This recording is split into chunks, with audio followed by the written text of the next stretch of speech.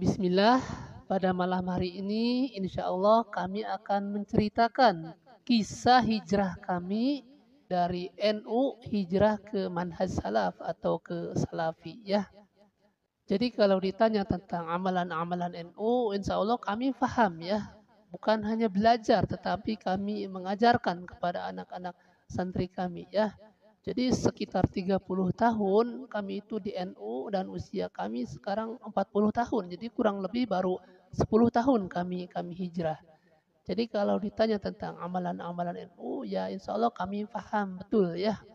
Karena kami lama di NU bukan hanya belajar, tapi mengajar. Karena ketika usia kami 25 tahun, kami sudah mengajar ya. Kami sudah menjadi imam di satu masjid, kami juga mempunyai pengajian di sana, dan mengajarkan kepada anak-anak santri ya. Bagaimana bacaan tawasul, bacaan tahlil, bacaan Al-Barzanji, kemudian sifat 20 dan lain sebagainya. Jadi kalau ada orang mengatakan, Ustadz kalau tidak paham tahlilan, jangan sok-sok membahas tahlilan. Antum keliru ya. Karena kami dari kecil belajar tahlilan. Bukan hanya belajar, mengajarkan juga bacaan-bacaan tahlilan. Ini bacaan tahlilan kematian, ini bacaan tawasul malam Jumat dan lain sebagainya. Insya Allah nanti kita akan ceritakan rinciannya. Agar nanti tidak ada tuduhan lagi. Jangan ada tuduhan mengatakan, Ustadz jangan ngaku-ngaku NU ya. Jadi ketika kami membahas tahlilan mereka menuduh juga kalau tidak tahu tahlilan jangan sok-sok membahas tahlilan. Sekarang kami ceritakan bahwa kami mantan pemain tahlilan dulu ya. Nah jadi kalau ditanya tentang amalan-amalan NU, jangankan amalan-amalan yang biasa ya, amalan yang aneh pun yang mungkin antum sekarang tidak pelajari. Kami dulu pelajari, dulu ketika kami belum hijrah, itu ada satu doa namanya doa nubuat ya. Itu membaca faidah-faidahnya itu luar biasa. Kalau dibaca pada malam Ahad akan menjadikan orang cinta. Kalau dibaca pada malam Jumat akan mendatangkan raja jin. Kalau dibacakan malam Kamis pada kunir atau kuning itu akan berubah menjadi emas. Kami praktekkan. Kami bacakan malam Jumat, kami bacakan malam Ahad, kami bacakan malam Kamis. Tapi semuanya gagal ternyata ya. Ketika kami bacakan malam Jumat yang disebutkan faedahnya akan mendatangkan raja jin, itu tidak ada raja jin yang datang. Justru kawan-kawan kami yang datang ngajak ngobor burung ya. Ketika kami juga bacakan pada malam Minggu yang di sana disebutkan faedahnya orang-orang akan menjadi cinta sama kita. Setelah kami baca ya tidak ada, biasa-biasa saja. Kemudian ketika kami bacakan doa tersebut pada malam Kamis, pada kunir yang katanya berubah menjadi emas, itu kami praktekkan itu dulu. Dan ketika ditanam ya sama saja tidak ada perubahan. Ya mungkin kalau doa itu benar, mungkin orang-orang banyak yang kaya sekarang. Dan lucunya dulu kami percaya saja. Sehingga doa nubuat yang begitu panjang itu kami dulu hafal ya. Dulu kami hafal, Allahumma di sultanil azim, wa dil manil qadim, wa dil wajil karim, wa walil kalimati tamati, wa da'amatil mustajabati, wa aqilil hasani wal husaini, min anfusil haqi wa ainul qudrati wa nazirina, wa ainil insi wal jini wa syayatin, dan seterusnya. Itu panjang sekali. Dulu kami hafalkan. Jadi jangankan pelajaran-pelajaran seperti bacaan tahlilan, Al-Barzanji, sifat 20 dan lain sebagainya, itu bacaan yang aneh-aneh pun seperti ini, seperti doa nubuat itu kami pelajari semua. Dan setelah dipraktekkan ternyata semuanya bohong, tidak ada yang berhasil ya.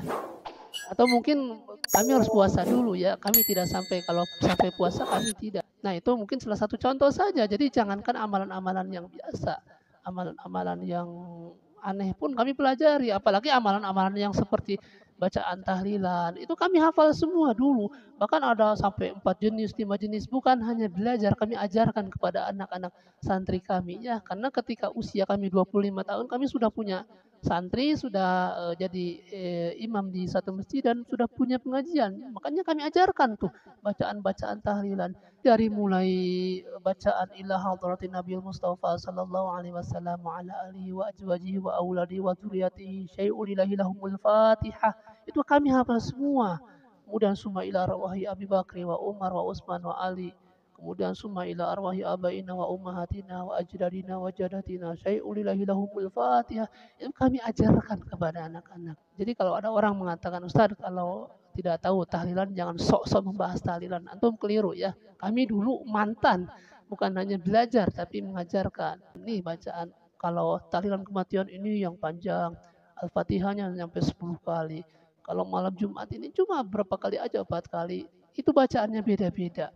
Termasuk sifat-sifat 20 itu kami sudah pelajari. Jadi kalau ada orang sekarang membantah dengan sifat 20, antum telat karena kami sudah belajar dulu dari mulai wujud kidam baqa mukhalafatul lil hawadisi qiyamu bi nafsihi wa daniyat qudrat iradat. Bahkan bukan hanya bacaannya saja, lagunya kami ajarkan dengan beberapa lagu tuh. Dan tentang sifat 20 itu dari mulai wujud kidam baqa mukhalafatul lil hawadisi itu bukan hanya bacaan-bacaannya. Kami bisa menerangkan secara rinci ya. Tapi setelah kami belajar, semakin terus belajar, sekarang kami sudah tinggalkan sifat 20 tersebut ya. Bahkan termasuk kitab-kitab NU pun, misalnya Fathul Mu'in tentang bab sholat, itu kami sudah hafal di luar kepala, bukan hanya membaca. Kami hafal dulu dari mulai bab sifat sholat itu disebutkan paslun fi sifati sholati arkanu sholati ayat furudhuha arba'ata asyara bija'li tumanina fi mahali haruknan wahidan ahaduha niyatun wahya al-qasdu bil qalbi li khabarin inamal a'malu bin niyati fayajibu fiha ayniyati qasdu fi'liha ay sholati li tatamayyazan an baqiyatil afal. Itu kami hafal semuanya ya. Jadi kalau di NU ada orang takbirnya panjang itu jangan aneh karena di NU itu kalau mengucapkan takbir itu harus menghadirkan 3 ya.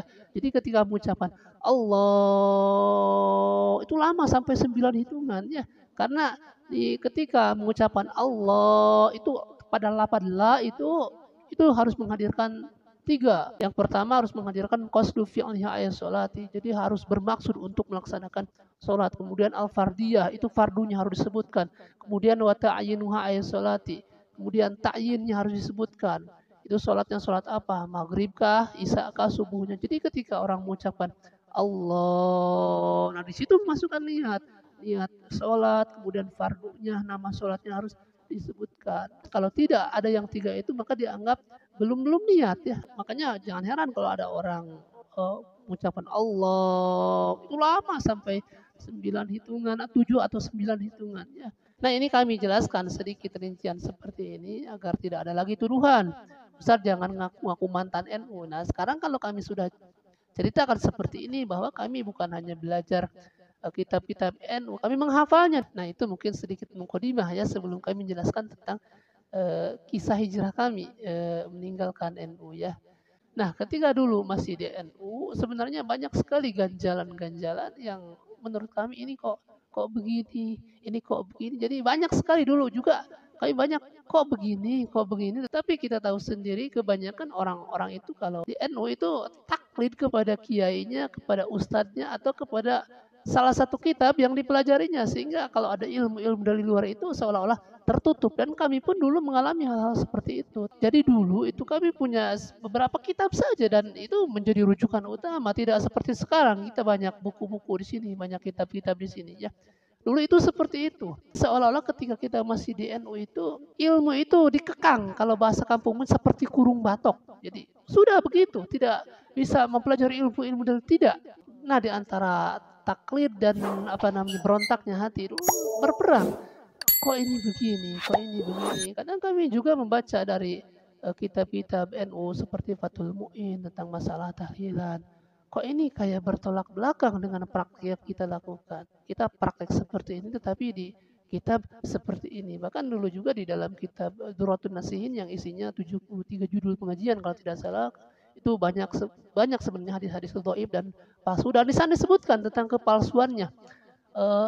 Itu banyak kami menemukan tentang keutamaan bulan Rajab misalnya. Tetapi di akhir-akhir pembahasan kitab tersebut itu disebutkan bahwa semua keutamaan puasa Rajab semuanya hadisnya maudhu atau palsu yang dikarang oleh Ibnu Jahmin. Itu di akhir pembahasan disebutkan. Tetapi anehnya meskipun di akhir pembahasan tersebut disebutkan ini hadis-hadisnya palsu, tapi banyak sekali kawan-kawan kami ketika berceramah itu membacakan hadis-hadisnya. Keutamaan puasa Rajab itu seperti ini, seperti ini. Padahal di akhir kitab tersebut disebutkan hadis-hadisnya maudhu semua atau palsu. Nah jadi kami itu semakin penasaran, kok begini ya? Belum lagi masalah perdukunan, itu berdar dianggap biasa. Kemudian masalah orang datang ke kuburan, kemudian di sana meminta ke kuburan, dianggap biasa. Itu kami mengalami. Makanya kalau di dalam ceramah-ceramah kami mengatakan jangan minta ke kuburan. Itu bukan hanya cerita-cerita, kami mengalami sendiri. Bahkan beberapa kawan sekelas kami ketika kami masih SD dulu, itu diajak ziarahnya minta agar pintar ke penghuni kubur tersebut. Tapi meskipun mereka meminta kepada kubur-kubur, tetap saja mereka juaranya tidak sampai juara satu. Kami terus juara satu dulu ya. Nah, maksud kami ketika kami masih di NU itu banyak sekali amalan-amalan yang mungkin kayak bertentangan dengan yang kita pelajari di kitab kok begini, tetapi secara praktek begini. Banyak sekali, nanti kita akan bahas semuanya ya. Baik, sekarang kita masuk tentang awal mula hijrah kami ya.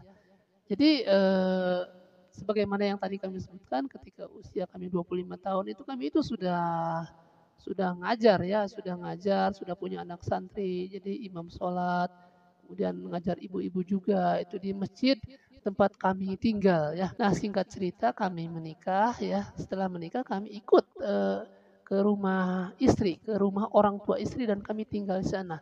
Nah, ketika kami tinggal di sana pun kami punya anak-anak santri juga. Di sana kurang lebih ada 40 atau lebih ya.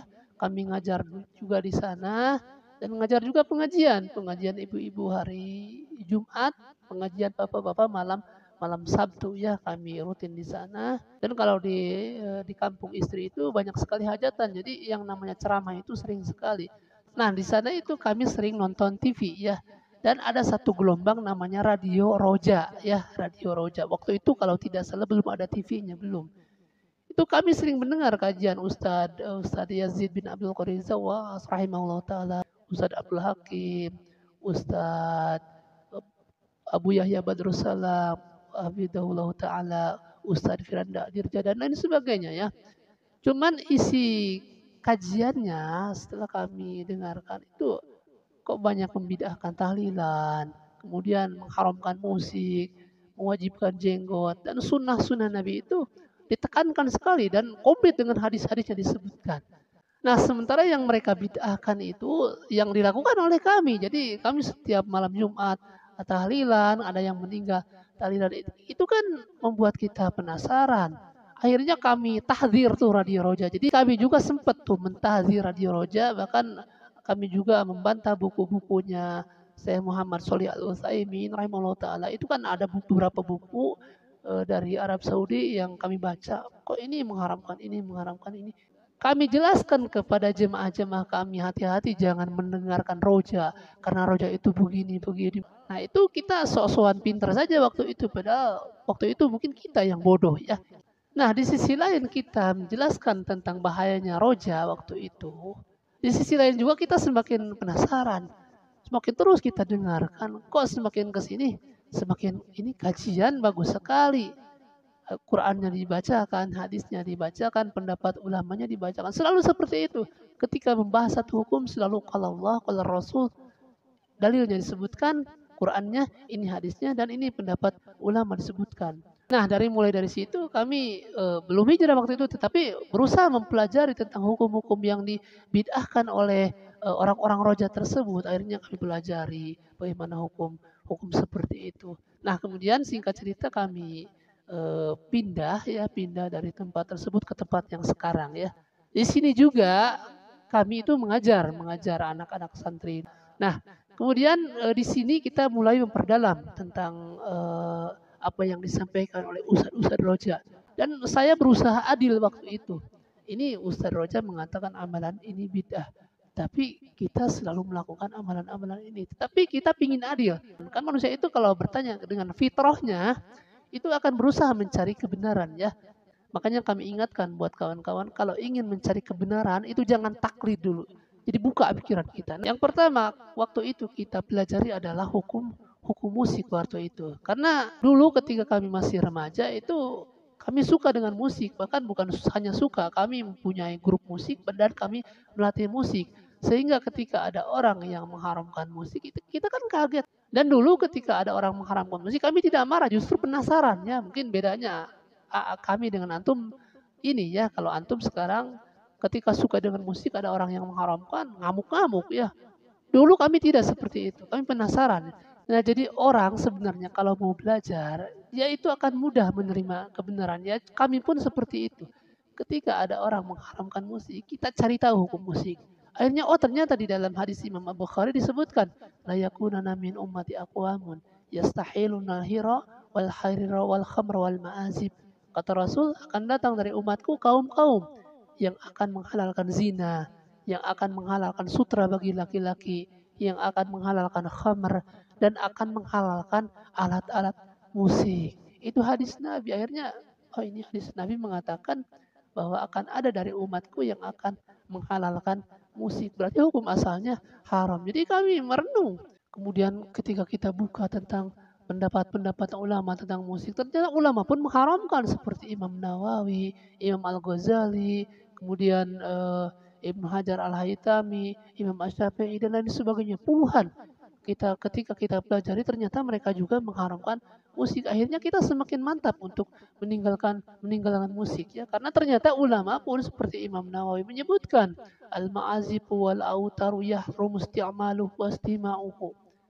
Alat-alat musik dan alat-alat yang bersenar itu haram mendengarkannya dan haram pula memainkannya.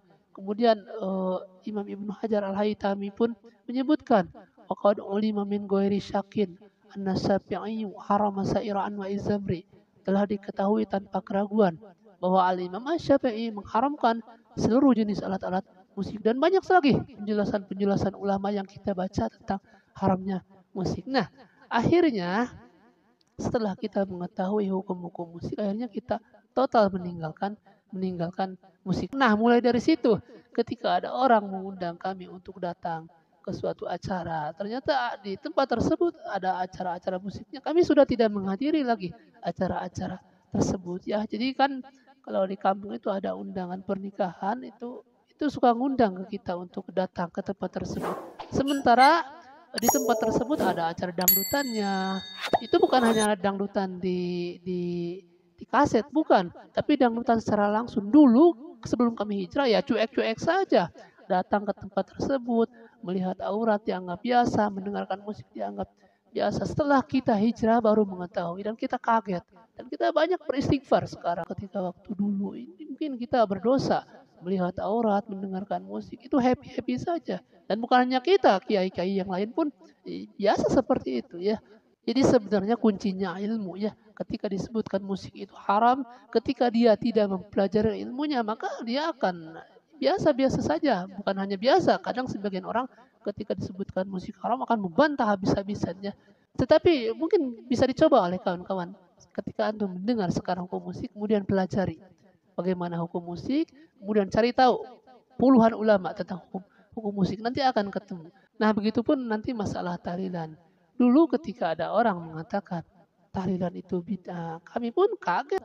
Nah, setelah kita pelajari dari mulai makan-makan di rumah kematian, ternyata kaget. Oh, ternyata puluhan ulama dari mazhab Syafi'i dan yang lainnya ternyata membid'ahkan makan-makan di rumah kematian. Itu dari mulai hadis Nabi, kemudian asar sahabat, puluhan pendapat ulama ternyata hampir sama semuanya ya. Jadi yang kita lakukan ketika ada yang meninggal itu kan biasa orang-orang kumpul di rumah kematian, kemudian makan-makan di sana. Itu ternyata bertentangan dengan hadis. Ketika ada sahabat Nabi yang bernama Ja'far bin Abi Thalib meninggal dunia, itu di perang Mu'attah dan ini ada kisahnya dan kami sudah ceritakan tentang kisah Ja'far bin Abi Thalib, tentang Zaid bin Harisah dan tentang Abdullah bin Rawaha, itu ada kisahnya. Ketika Ja'far meninggal dunia, itu Rasul memerintahkan agar orang-orang itu justru mengirimkan makanan kepada keluarga Ja'far ya. Sebagaimana diterangkan di dalam hadis, Isna'u li ali Ja'farin ta'aman fa innahum qad atahum amrun saghalahum. Kirimkan atau buatkan makanan untuk keluarga Ja'far karena telah menimpa kepada keluarga Ja'far tersebut sesuatu yang menyibukkan mereka. Jadi boro-boro mikirin makanan, mereka pun sudah kehilangan Ja'far, sedang bersedih, sedang berduka cita. Jadi Rasul menyuruh mengirimkan makanan untuk keluarga Ja'far. Nah, setelah kami baca hadis ini, kemudian direnungkan, ternyata ini kok bertentangan dengan yang kita lakukan. Yang kita lakukan sekarang ketika ada yang meninggal dunia malah rame-rame kumpul di sana, makan-makan enak, Dari mulai hari pertama, hari ketiga, hari ketujuh, hari 40 terus ya seperti itu. Bahkan ini kisahnya tak ada tetangga kami sampai menjual rumahnya, kemudian menjual rumah orang tuanya yang memang dua-duanya meninggal ketika zaman Covid kemarin. Itu rumahnya habis semua dijual untuk biaya biaya tahlilan. Jadi kalau ada orang mengatakan itu sampai menjual rumah untuk biaya tahlilan, itu bukan cerita-cerita, itu kami menyaksikan sendiri ya. Rumah orang tuanya sampai dijual untuk biaya tahlilan. Sedangkan rumah tersebut yang seharusnya dipakai untuk harta warisan anak yang ditinggalkannya. Dan itu kami mengalami dan bukan hanya di sini.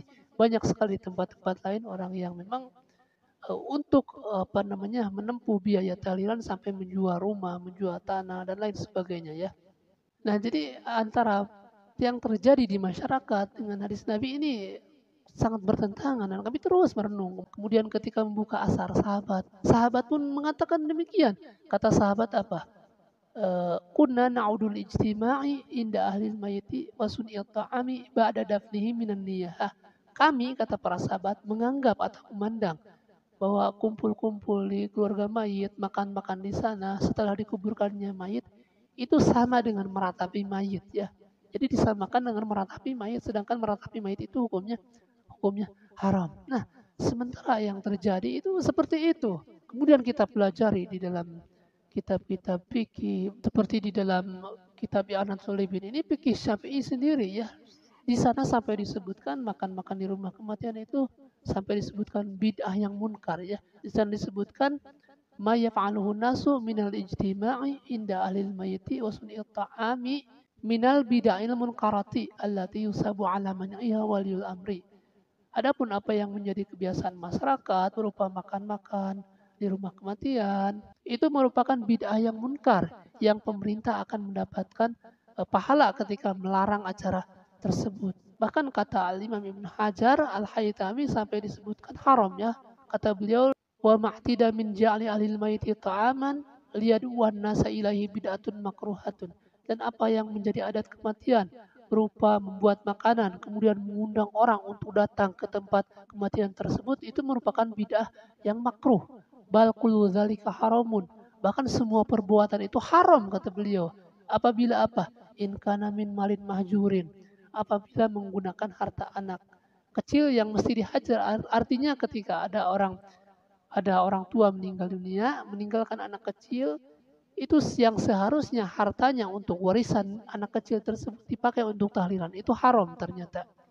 Kemudian yang haram di sini au min maitin alaihi dainun, atau mayitnya mempunyai hutang.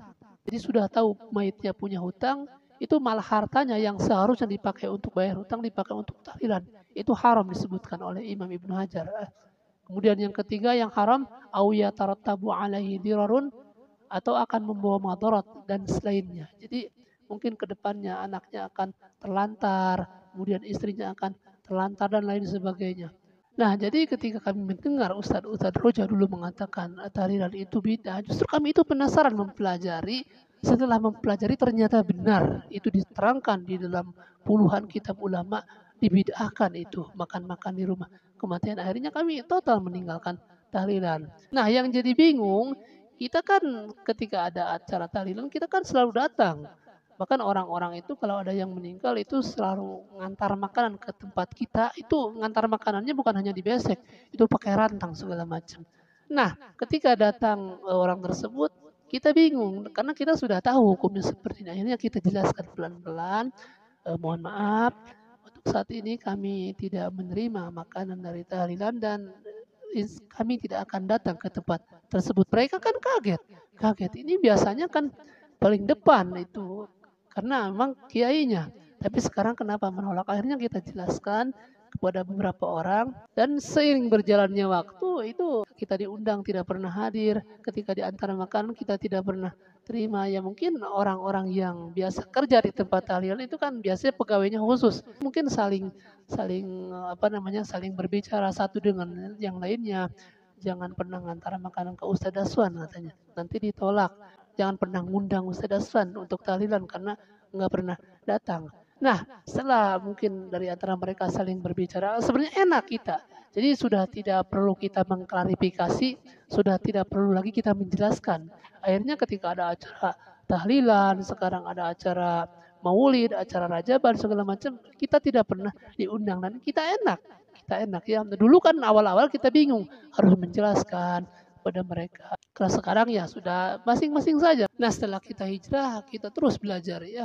Apalagi hadis-hadis Nabi, kita ribuan mempelajari hadis-hadis Nabi. Bahkan alhamdulillah mungkin ribuan hadis kita hafal ya. Nah, jadi di sini bedanya. Kita sebelum hijrah itu jarang sekali belajar ya. Yang penting kita dakwah, diundang dakwah.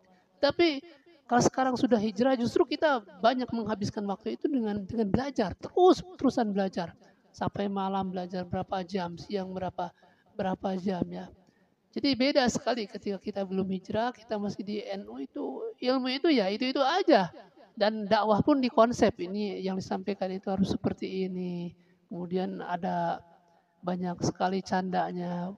Jadi kurang serius.